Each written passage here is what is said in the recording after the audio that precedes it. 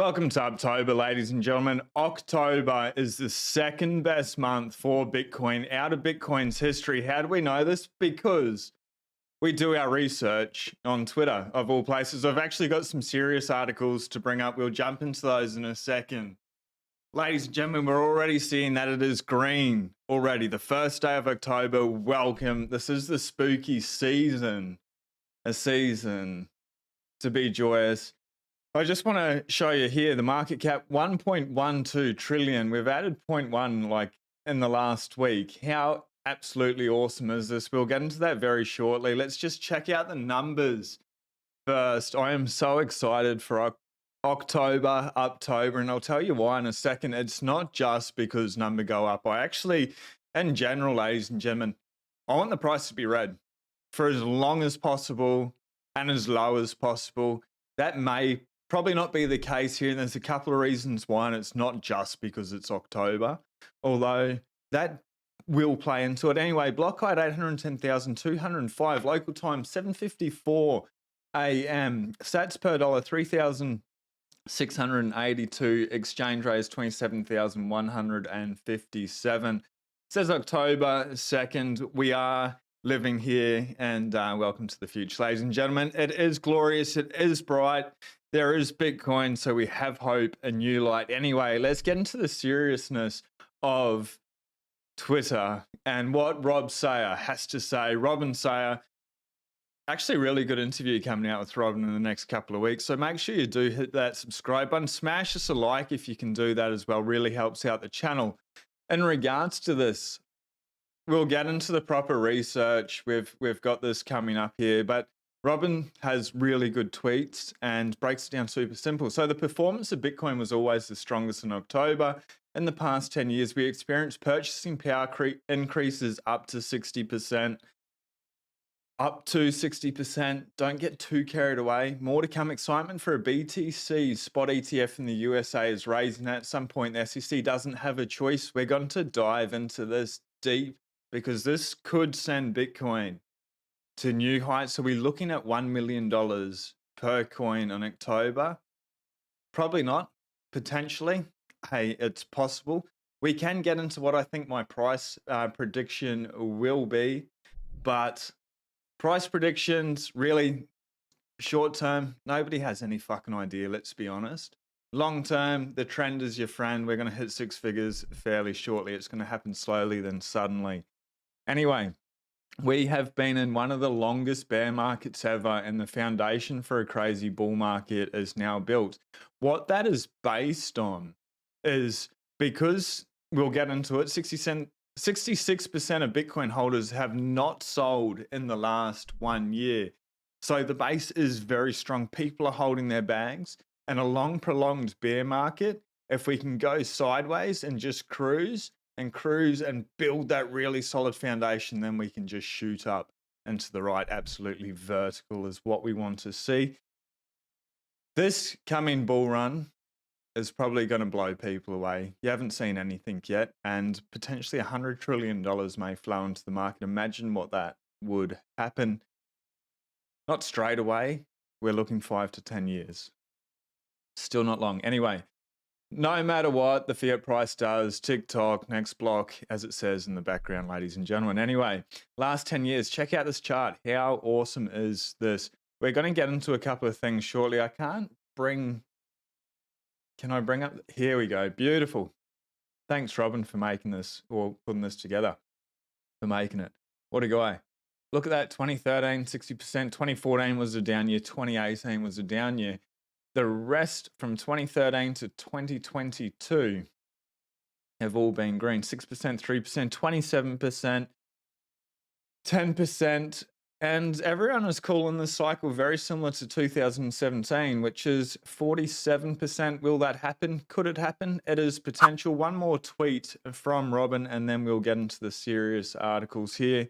Although Robin does his research, and that's why I'll always bring him up. And follow him, Robin Sayer, at Robin Sayer, ROBINSEYR. Next 3 months, yes, I generally hope that Bitcoin can stay down a little longer, but my hope is not big. Will be most likely a crazy upride in the next months. Now look at this. This is the quarters broken down. It's actually a really, really fantastic. Shit. Graph. It's not a graph.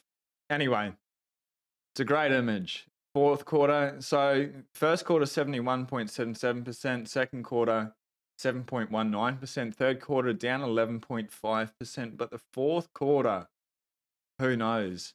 Statistically, it looks like it could be pretty good. Look at 2020 up 168%. 2017 215%. I would not be surprised if it looks something like 2017, 2020. Get ready for that. A couple of things I want to show you on the Bitcoin chart, and then we will jump into being why we can go potentially. Bitcoin, I don't know. When people say we're going to the bloody moon, I don't know. It's a bit of fucking hopium, a little bit of fun. Long term, what Bitcoin does is going to shock a lot of people. So if you're here now, well done. Congratulations. You need to get as much Bitcoin as possible. You need to believe that it's possible. Be relentless and stack one Bitcoin.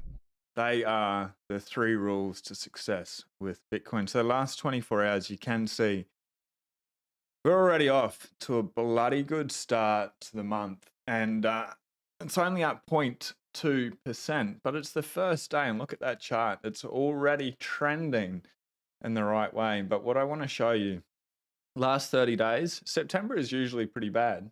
Last 30 days, up 6%. So September ended up doing really well. I think it actually finished like plus 3%, not plus 6%, but over the 30 days, we are looking nice and healthy there.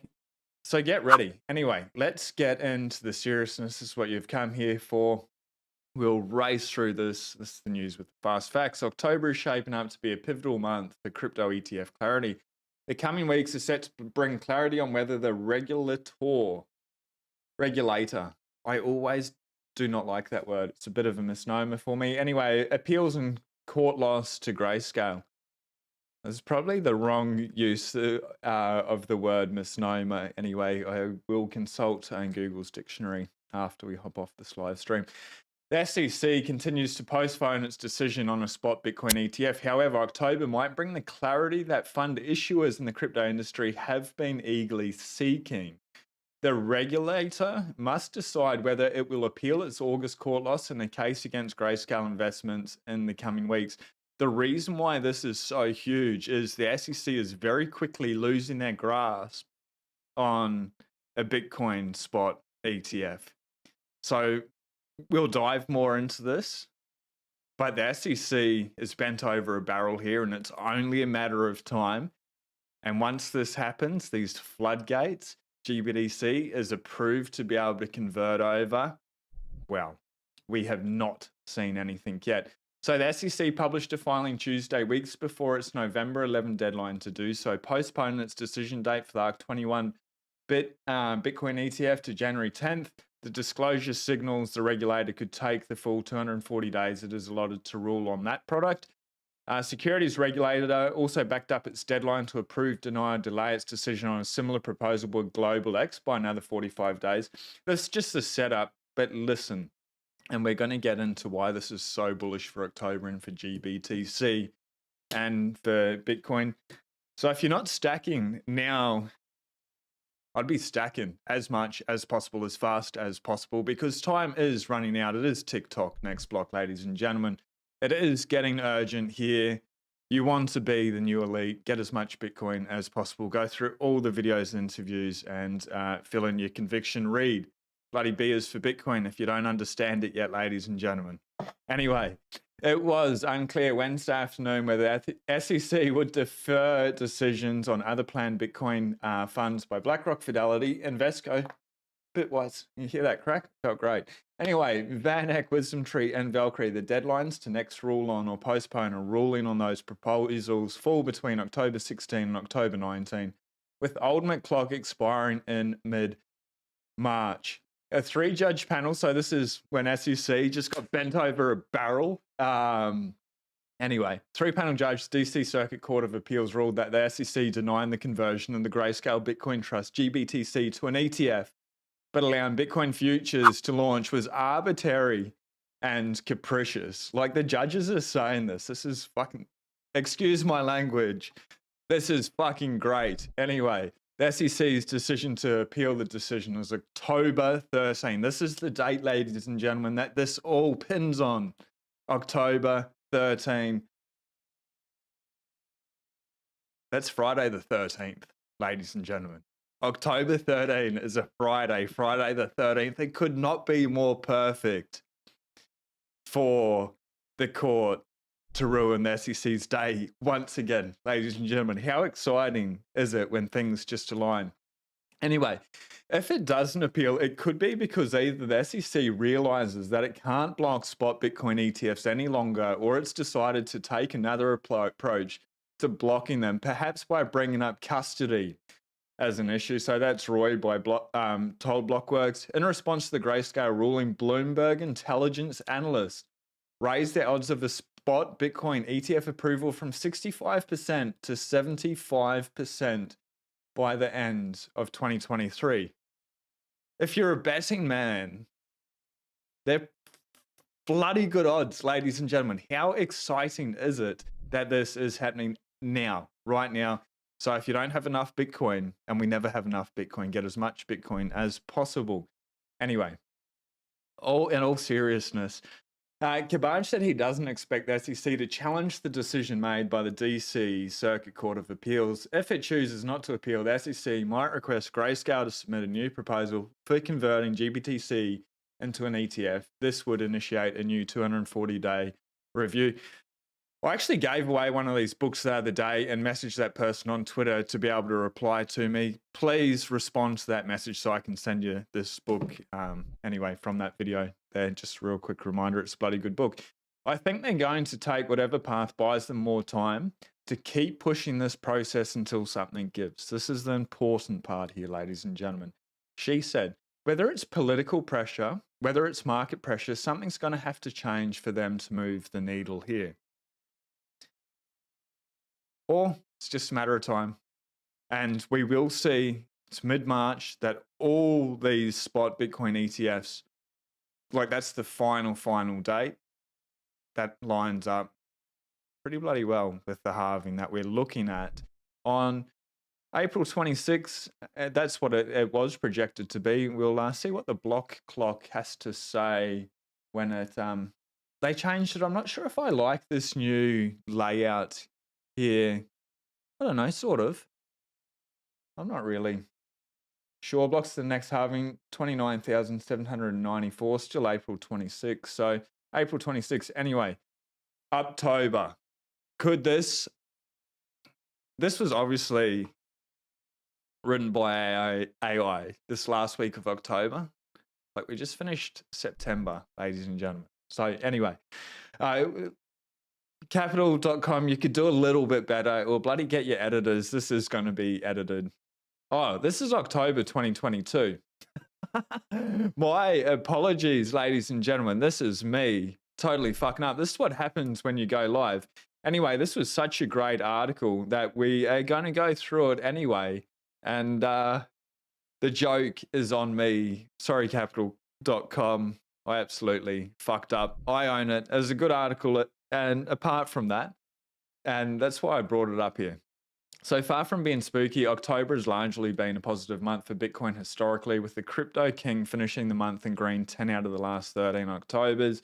Data from 2011 to 21 shows, I showed you that here as well, 2013 to 2022 there. Very similar statistics. October is the second best month of the year for Bitcoin performance. That's absolutely hilarious, that date. And I double checked it this morning, but my eyes must have been like this, absolutely closed when I was doing that to make sure I was providing factual information. Bloody hell. That's hilarious. Anyway, historically, September tends to be a bad month for Bitcoin's performance. It was a good month this last September that just happened, while October tends to be a positive month. Hence, the month's been known as September. and Uptober in the crypto sphere. Bitcoin ain't crypto. In regards to that, I had a chat with British Hodl this morning. Video coming out next week. The video this week is with Nico Moran from Simplo Bitcoin. Two freaking incredible videos. But I was having a chat with British Hodl, and I was talking to him because nobody knows price, but we're talking about human psychology and is it likely that history repeats? Because history doesn't always repeat, but often it rhymes. And it is very likely because humans like to form patterns in their brain. If September has always, my apologies, if October has always been Uptober, statistically, it's more likely to continually perpetuate itself. Even same with the halving as well. People get used to seeing these patterns on the charts. Human action psychology, humans don't really change that much. We're like these little ants. We sort of just keep going on our own way. And that leads people, like I did an interview with Michael Dunworth. You can check that video out where he's like, do we even have free will? He's starting to question that as well. Very interesting. This dude, he's spending Bitcoin, like putting Bitcoin 120 years into the future. Anyway, we'll get back to Uptober.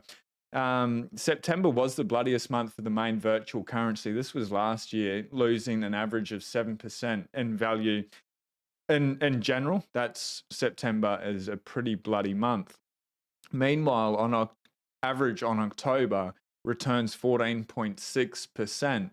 But that chart that I showed you earlier here, people are relating the cycle to 2017 or well, more to the 2017 cycle. So we're looking potentially at 47%. Dude, if it goes up 1%, if it's a negative month for me, it's better. But statistically, I don't have much faith in that. I think it's going to continue to keep going up. Either way, it is also important to remember that past events are not guaranteed of future events. Bitcoin held the low from June while stock markets continued falling. The reason why I've highlighted this here is the dollar has surged. They jump into that as well. Bitcoin this year has performed very, very well. People always rail against Bitcoin mainstream news. Let's see if we can. When they zoom out and they pick a time frame, 180 days, and it's down, or if they go out and max and then a high to 69,000, we're only at 27,000 today. They're like, it's still lost 50% of its value. No, it's just undervalued by like 1,000%. Not financial advice. Maybe not. But it doesn't matter long term. There is so much demand coming in here. We are seeing the largest wealth transfer in history. Is it the boomers that are set to die? Whatever that generation is that is set to die, the millennials are going to inherit all that wealth. They understand Bitcoin. It is the world's hardest asset.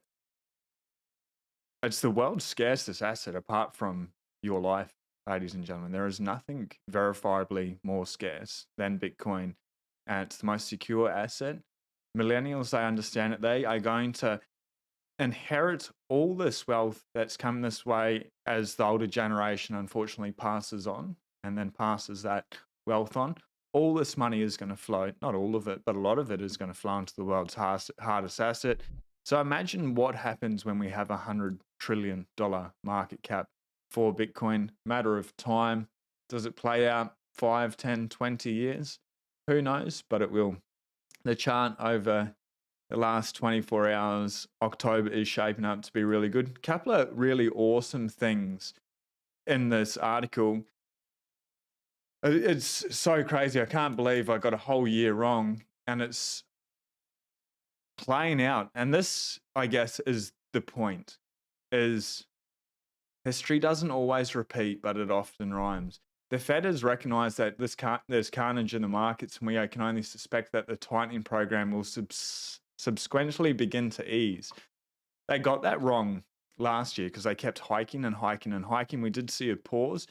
Let's actually bring this up as well. CME Group.